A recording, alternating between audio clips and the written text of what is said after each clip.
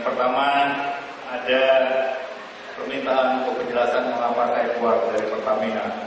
Memang begini, ceritanya adalah pada saat saya telah menyelesaikan tugas sebagai Panglima TNI 2006, lalu Pak SBY menawarkan beberapa jabatan kepada saya.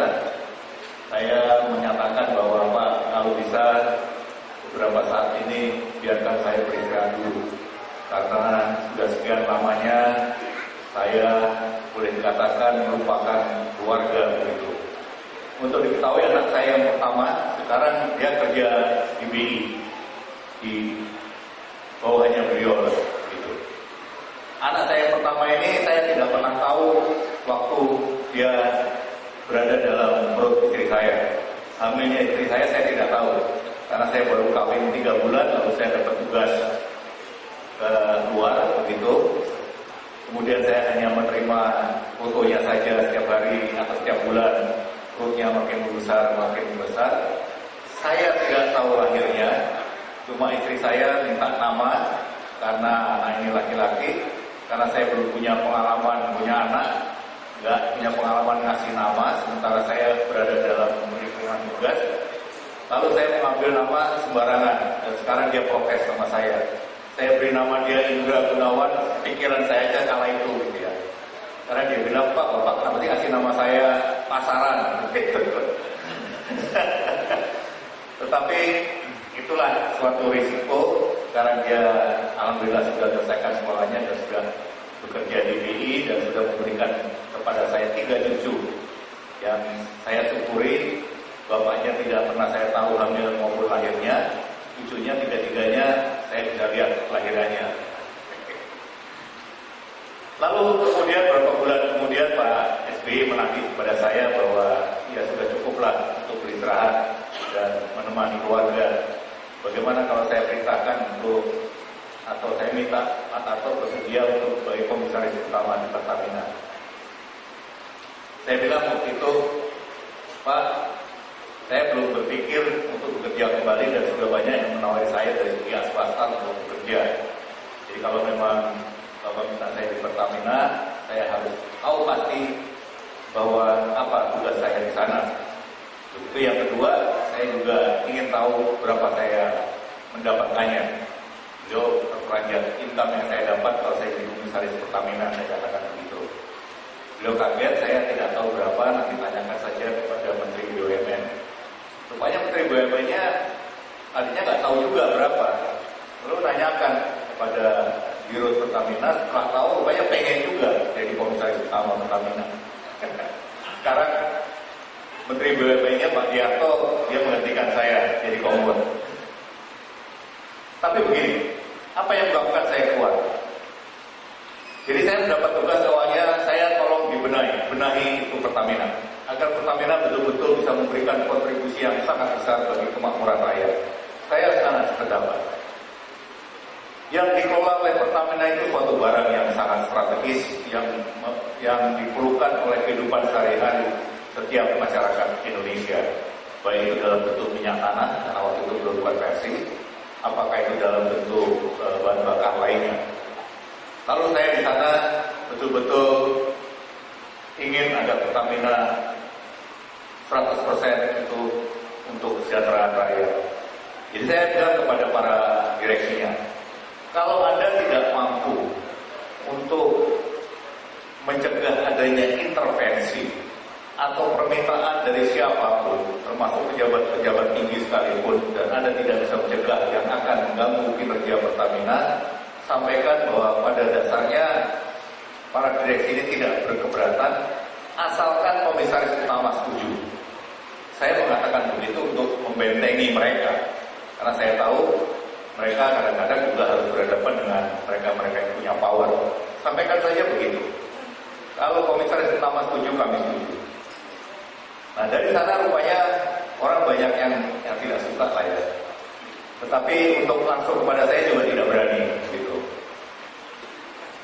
Tetapi saya bisa mencium bahwa yang sekarang sedang diributkan mafia minyak itu ada. Walaupun sebagai orang baru tidak mudah memang untuk mengetahui bagaimana cara kerjanya mafia minyak ini. Hanya saya dengar ada orang yang memang itu alat dari beberapa pejabat yang kemudian bekerja untuk kepentingan mereka melalui Pertamina. Saya sebut saja inisialnya R. Begitu. Tapi saya nggak tahu karena saya orang yang baru masuk bagaimana kerja mereka. Tapi bau itu saya cium setiap hari walaupun saya tidak mampu mengungkapnya. Lalu yang menyebabkan saya betul-betul ternyak karena begini. Direksi menerjemahkan bahwa Pertamina itu adalah perseroan terbatas. Yang perseroan terbatas itu memang profit oriented. Betul. Bahwa sebagai perseroan terbatas, keuntunganlah yang harus menjadi tujuan utama. Tetapi mereka lupa juga bahwa Pertamina ini BUMN yang mengelola barang strategis dan mereka punya tugas untuk melayani masyarakat. Yang kedua ini dilupakan. Sehari-hari yang saya lihat antrean-antrean dari masyarakat, baik itu antrean premium, antrean minyak tanah, antrean solar. Ya, kemudian saya tegur para direksi ini untuk mereka juga tahu bahwa tugas Pertamina itu melayani masyarakat. Tapi tidak banyak hal yang dilakukan, sehingga antrean ini terus berjalan, padahal kadang-kadang masalahnya hanya masalah hal-hal sepele yang harusnya bisa dicegah untuk tidak terjadi. Kemudian saat itu kita melakukan konversi dari minyak tanah ke LPG. Nah, konversi ini adalah membagikan secara gratis kompor gas dan tabung 3 kilo kepada mereka-mereka yang dianggap memang berhak untuk menerimanya. Itu ada batasnya, ada garisnya. Garisnya itu pada saat itu ditetapkan mereka yang pendapatannya kurang dari $1 sehari. Yang itu dinyatakan berada pada posisi di bawah garis kemiskinan. Pertanyaan saya, apa bedanya katakanlah kalau sekarang posisi sekarang $1 itu katakanlah 11.000. Apa bedanya kehidupan seorang yang pendapatannya 11.000 rupiah sehari dengan orang yang pendapatannya 11.500 rupiah sehari? Tidak banyak bedanya. Tetapi memang garis itu harus ada. Kalau tidak ada garisnya, mereka yang pendapatannya 10 miliar sehari pun dia mendapatkan gratis kompor dengan tabung yang menjadi tidak berkeadilan. Tapi memang ada garisnya. Tetapi kita harus mampu membujuk mereka-mereka yang berada pada posisi sedikit di atas 11.000 rupiah per hari untuk mereka mau melakukan konversi. Sebab kalau satu daerah itu sudah dinyatakan konversinya selesai, maka minyak tanahnya yang semula harganya 1.200 rupiah per liter langsung dinaikkan menjadi 7.500 rupiah sesuai dengan harga keekonomian saat itu. Maka mereka akan makin terpuruk. Jadi kita bujuki mereka untuk mau melakukan konversi. Tidak mudah memang karena memang yang dimilikinya itu tidak banyak. Masih punya sepeda butut, mereka jual. Masih ada televisi 14 inch yang kalau mau nonton harus gelap gulita, sebab kalau tidak gambarnya tidak muncul, tidak bisa dilihat. Itu terpaksa juga harus dijual, berhutang kiri kanan untuk bisa melakukan untuk membeli tabung. Tabungnya bukan yang 3 kilo, karena 3 kilo belum ada di pasaran. Tabung 12 kilo dan tabung 12 kilo itu mahal, termasuk dengan kompornya. Di tengah-tengah situasi seperti itu, tiba-tiba direksi Pertamina menaikkan harga LPG yang 12 kilo tanpa melakukan musyawarah dengan Dewan Komisaris. Lalu saya tanyakan ke mereka apa alasannya, dan saya minta ada rapat BUD-BUD. Jawabannya sangat simpel, mengatakan bahwa Pak, kami menjual LPG yang 12 kilo itu dengan rugi. Berapa rugi yang Anda derita? Ruginya dibandingkan dengan keuntungan yang didapat dengan bisnis lainnya. Barangkali hanya seberapa persen saja. Kerugiannya yang sama sekali tidak berpengaruh dengan keuntungan yang didapatkan. Katakanlah kalau keuntungan itu dengan bisnis lainnya mencapai 20 triliun. Kerugiannya itu nggak sampai 1 triliun. Lantas apa artinya itu? Dibandingkan bahwa kemudian kita bisa memberikan pelayanan yang bagus kepada masyarakat yang memang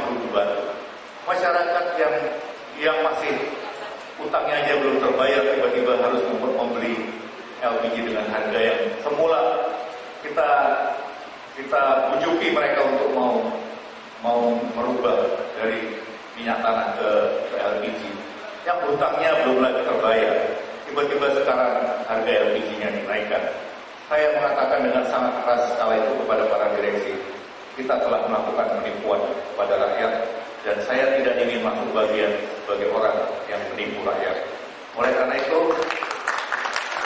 silakan lanjut dengan apa yang Anda pikirkan itu merupakan yang terbaik, tapi buat saya itu adalah pengkhianatan kepada rakyat. Hari ini juga saya menyatakan mundur dari Pertamina. Walaupun kalau dari sisi pendapatan, Pak, dibandingkan semasa saya jadi Panglima, pendapatan yang saya terima dari Panglima itu tidak ada artinya. Per bulannya maupun akhir tahun yang di TNI tidak pernah mengenal itu. Tetapi akhir tahun di Pertamina itu dengan tantiem yang akibat dari keuntungan yang didapat itu luar biasa besarnya. Tetapi kebahagiaan rupanya tidak semata karena materi, kira-kira begitu. Jadi saya mundur, walaupun kemudian waktu saya sampaikan ke istri, ya istri kuring-kuringan juga, tetapi setelah saya jelaskan, akhirnya kita bersepakat, walaupun awalnya dia sempat marah. Kemudian belajar dari kasus minyak, begini, saya prihatin saja. Kondisi saat ini menunjukkan sangat bahwa kita sudah melakukan pengelolaan energi kita dengan salah. Kita pernah, tadi yang saya ceritakan, kita mengekspor dan kita bangga sebagai pengekspor minyak bumi.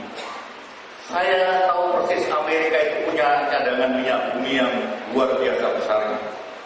Tapi pernahkah kita mendengar bahwa Amerika sebagai negara pengekspor minyak? Tidak pernah.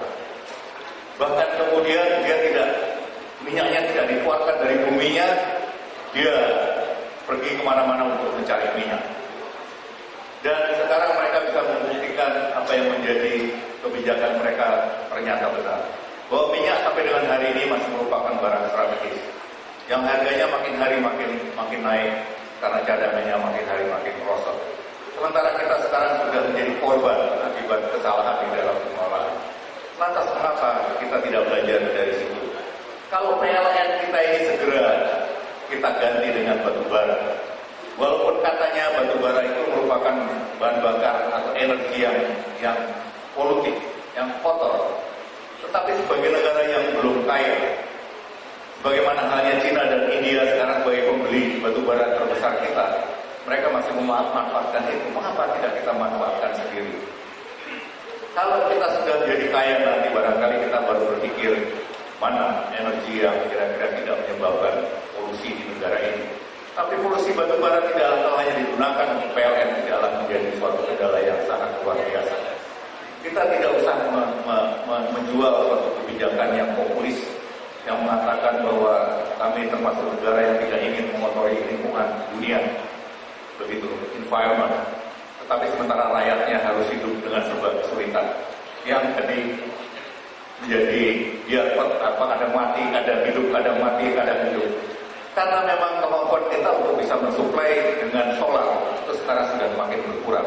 Nah, kalau itu diganti dengan batu bara yang harganya sekarang ini masih sangat terjangkau, cadangannya masih sangat banyak, maka barangkali kita bisa sekarang ini memberikan energi berupa listrik yang merata kepada seluruh masyarakat Indonesia karena harganya tidak menjadi mahal. Dan kita tidak perlu harus mensubsidi kalau kita menggunakan batu bara itu. Lalu kita melakukan konversi dari premium, dari solar, memakai gas.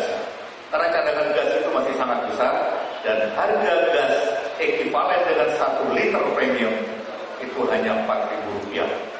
Negara tidak harus mensubsidi 200-300 triliun setahun. Waktu saya bicarakan ini dengan pejabat yang menangani masalah ini, mereka mengatakan bahwa konversi itu mahal biayanya, Pak. Saya tanya, berapa mahalnya? 100 triliun, 200 triliun, 500 triliun, atau 1000 triliun, Kak? Biaya untuk melakukan konversi. Dia bilang, dia tidak bisa menjawab, hanya mengatakan mahal. Lalu saya sampaikan begini, kalaupun biayanya 1000 triliun, akan menjadi murah dibandingkan dengan subsidi yang harus dikeluarkan pemerintah setahun yang mencapai 300 triliun. Maka 1.000 triliun menjadi tidak ada nilainya. Tahun keempat setelah itu kita tidak harus mengeluarkan lagi subsidi dan seterusnya.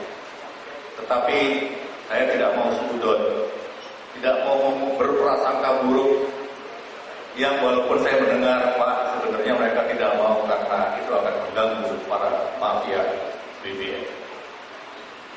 Tapi saya tidak mau sudut, saya ingin mengatakan mengapa kita tidak berpihak kepada rakyat. Kalau kita lakukan konversi itu lalu negara tidak lagi mengeluarkan subsidi. Subsidi itu digunakan untuk membangun infrastruktur, membangun puskesmas, membangun sekolah-sekolah, agar anak-anak kita kemudian tumbuh menjadi orang-orang yang berkualitas. Sumber daya manusia kemudian kita bisa bersaing dengan sumber daya yang ada di kawasan ASEAN. 300 triliun bukan barang yang kecil. Dan itu bisa kita buat banyak sekali untuk kepentingan masyarakat dibanding hanya sekedar gunakan sebagai subsidi. Kalau kita konversikan itu menggunakan batu bara yang harganya masih murah, gas masih murah, maka kita tidak lagi memerlukan subsidi untuk energi kita. Moga-moga kita semua mulai sadar akan hal itu dan mulai merubah sikap kita terkait dengan kebijakan energi yang sekarang ini kita tempuh.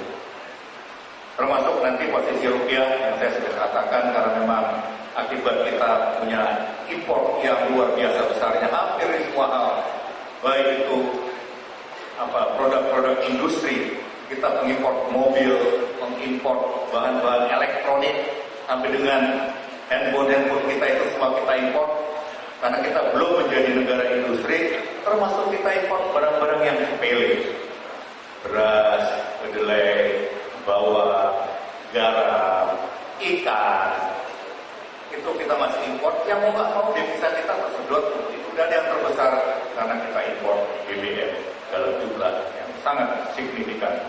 Mau nggak mau dengan raca transaksi berjalan yang defisit, devisa kita makin hari makin merosot.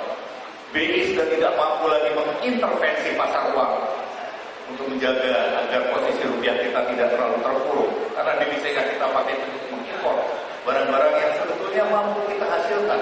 Saya tidak percaya kalau negara ini tidak mampu menghasilkan beras untuk kemudian kita mampu bersuasembada.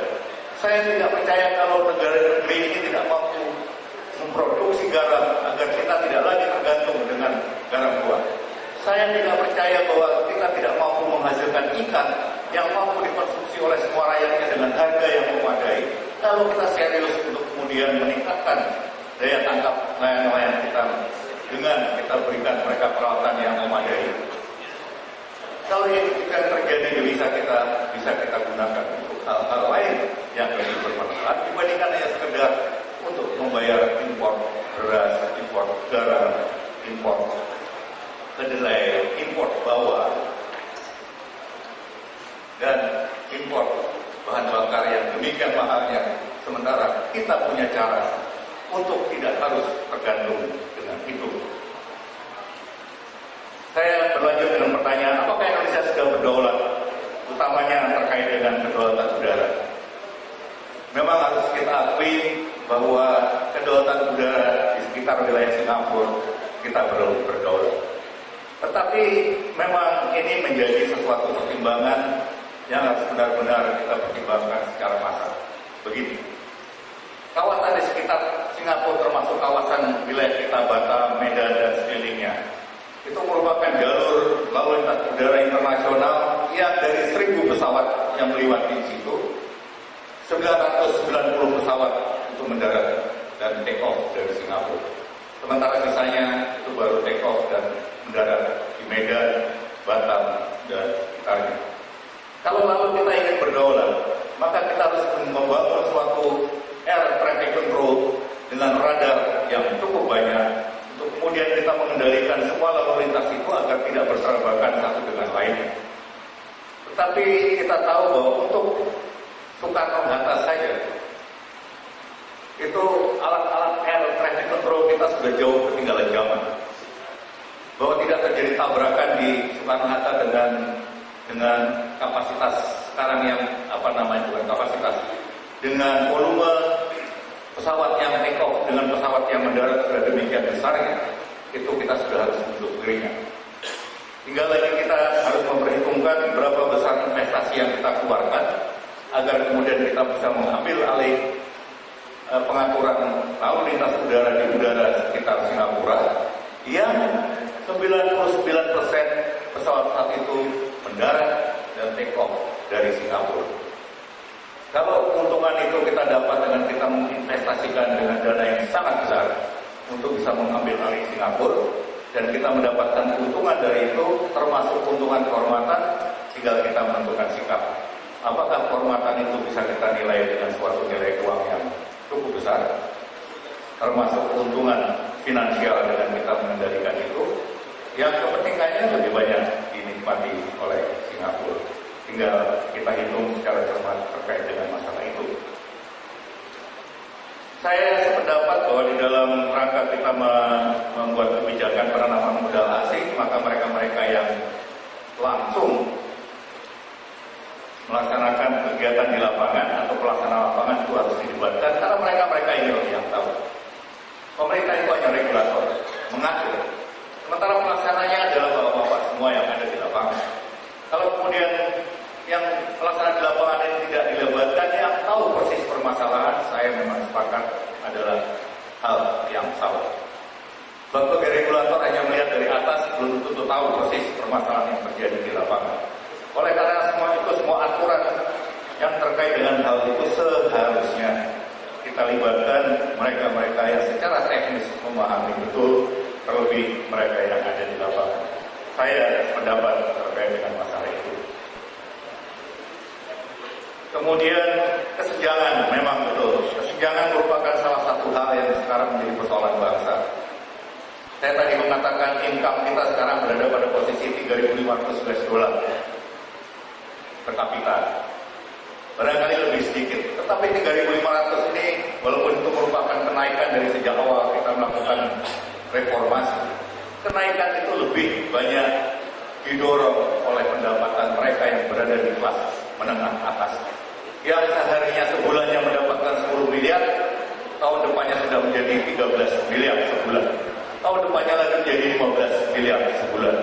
Income per kapita kita terus meningkat, tapi sementara itu kita meninggalkan sekian puluh juta rakyat yang masih hidup dengan less than $1 per day. Mereka tidak pernah beranjak dan mereka masih terus pada posisi itu. Kalau $3.500 ini income per kapita kita didorong dari peningkatan pendapatan dari kelas yang paling bawah, maka kita akan menyelesaikan permasalahan bangsa. Sayangnya income per kapita kita itu didorong karena pendapatan kelas menengah ke atas. Pertumbuhan ekonomi kita pada 6,5% 2012 itu tidak didukung oleh pertumbuhan pada sektor-sektor yang membuka lapangan pekerjaan. Sektor pertanian kita tidak bertumbuh, sektor industri kita tidak bertumbuh. Padahal dua sektor itu sebetulnya sektor-sektor yang bisa menciptakan lapangan pekerjaan dalam jumlah yang cukup besar, agar kemudian ini diisi oleh mereka-mereka yang hidup kurang dari 10.000 rupiah per tahun. Sayangnya pertumbuhan 6,5% menjadi pertumbuhan yang tidak cukup berkualitas karena didukung oleh sektor-sektor finansial, sektor jasa, transportasi yang tidak menumbuhkan lapangan pekerjaan dalam jumlah cukup untuk bisa menarik para pengangguran. Kelihatannya kita masih perlu memperbaiki apa yang kita capai, yang sesungguhnya 6,5 bukanlah buruk. Pertumbuhan 6,5 tidaklah jelek. Asalkan kemudian pertumbuhan 6,5 ini betul-betul menciptakan suatu lapangan pekerjaan yang mampu menyerap pertumbuhan tenaga kerja kita per tahunnya.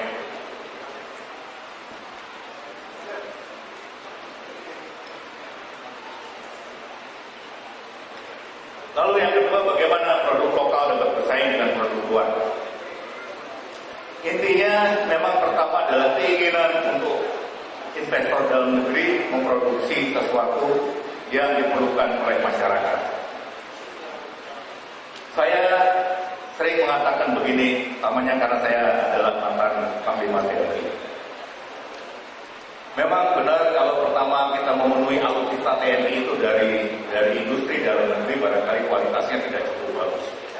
Tetapi dengan produksi dalam negeri yang kualitasnya tidak cukup bagus lalu tidak kita serap, tidak kita beli, maka berhentilah produksi itu. Jadi apapun yang produksi awalnya yang tidak cukup bagus, lalu kita kaitkan misalnya alasannya mengatakan, saya bagaimana mau beli pansernya buatan lokal, kalau pansernya Korea Selatan jauh lebih murah, jauh lebih canggih, jauh lebih bagus. Terus kenapa kita harus membeli produk buatan Pindad yang kualitasnya lebih buruk, harganya lebih mahal? Tapi kalau kita tidak mulai berkorban untuk itu, maka kita tidak pernah bisa menumbuhkan industri di dalam negeri. Seperti yang sekarang terjadi, kekurangan semua hal dengan mudah kita atasi melalui impor. Akibatnya devisa yang sudah susah payah kita dapatkan ini hanya untuk lebih menyenangkan petani luar negeri dibandingkan petani dalam negeri. Kekurangan beras impor, kekurangan kedelai impor, kekurangan garam impor. Memang jalan yang paling mudah yang bisa kita lakukan. Tetapi jalan itu tidak menyelesaikan permasalahan. Produk kita kalah bersaing dengan produk luar negeri. Bagaimana caranya produk kita ini bisa bersaing di luar negeri kalau kita sendiri tidak mau membelinya pada saat mereka belum mampu untuk bersaing? Pasar dalam negeri akan sangat menentukan agar kemudian produk-produk kita ini mampu bersaing dengan produk-produk luar. Tapi kalau kita sudah a priori dengan mengatakan buatan sepatu, buatan Kibarekbek, sepatu buatan Kibaduyut, kualitasnya pasti lebih buruk dibandingkan kalau kita beli merek Nike atau merek Bentley. Maka saat itulah kemudian kita memvonis produk dalam negeri untuk belum tinggal. Semoga ini membuka perhatian kita semua, utamanya terkait dengan pasar ASEAN di 2015. Kita mulai menghargai produk-produk dalam negeri agar kemudian dari sana mereka akan bisa meningkatkan mutunya. Korea Selatan sama saja. Korea Selatan itu awalnya bikin jam kuaci sebutnya. Saya ingat tahun 60-an. Kalau kita menghina orang punya, dia punya sepatu, sepatu saya baru, itu sih bikinan Jepang. Begitu. Saya punya sepeda baru ya, sepeda buatan Jepang. Gak ada nilainya, gak diperhitungkan. Tetapi orang Jepangnya sendiri kemudian mereka mau mengorbankan dirinya dan membeli produk lokal walaupun punya kalah. Yang dari sana kemudian produksi Jepang itu makin bermutu, harganya makin berdaya saing. Sekarang kita mengatakan, lihat dong, ini sepatu saya bikinan Jepang. Dulu, itu sepatu paling bikinan Jepang. Sekarang, lihat nih, sepatu saya buatan Jepang. Berbeda sangat. Dan itu harus kita mulai dari pengorbanan kita untuk sedikit berkorban. Kalau kita mau mengorbankan diri kita demi produk dalam negeri. Terima kasih.